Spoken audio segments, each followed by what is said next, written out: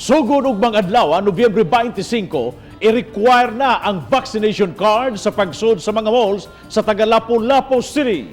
Hinoon, mamahimo gyapong magkasulod ang mga unvaccinated kung magpaubo sila sa libreng antigen test nga itanyag sa dakbayan.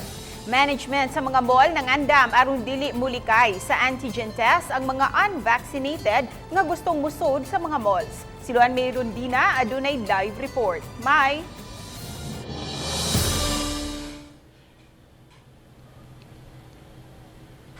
Bob Lances, gitataw sa Deputy Head sa Local Vaccination Operation Center, nga random lang una ang pagpatuman niini kay wala pa sila igong gidaghanon sa mga personnel nga makapahigayon sa antigen test. Human gihingusgan ang COVID-19 vaccination, gitugutan na ang mga walk-in. Sa Island Central Mall, padayong nasinati ang taas nga linya sa mga nagpabakuna ning nakalabayng mga simana. Apan sugod ugma, himuon ang requirement ang vaccination card sa mga buot mosulod sa mall. Butang nga gipangandaman sa management sa mall aron masiguro nga dili ipasangil nga magpabakuna aron makalikay sa antigen test ang mga unvaccinated nga buot mosulod. Since vaccination site man mi, so wala mi control to welcome or accept customers, but naa mi control sa mga shops within the mall.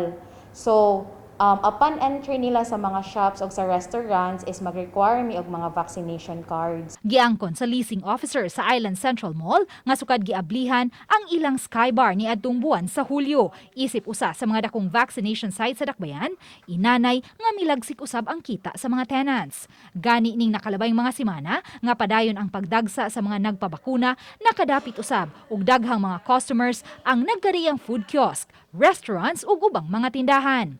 Aminado ang management nga posibleng makibhangan ang gidaghanon sa mga tao nga mosulod sa mall kung ihigpit na ang pagpatuman sa vaccination card.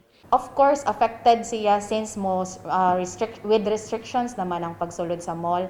Pero ang amo manggong look forward ani is for long term.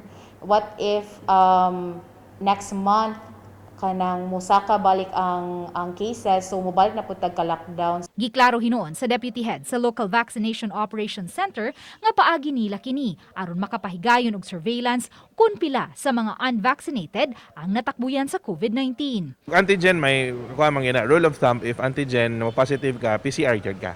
Hinoon pipila sa among mga nahinabi, mga bakunado na. Ug miuyon sila sa maong lakang sa dakbayan. Okay man na siya para man na sa mga kuha nga para sa COVID nga kuanan ba nga dili sa sila makuha sa COVID. Okay man na siya nga kuan nga mao na proseso.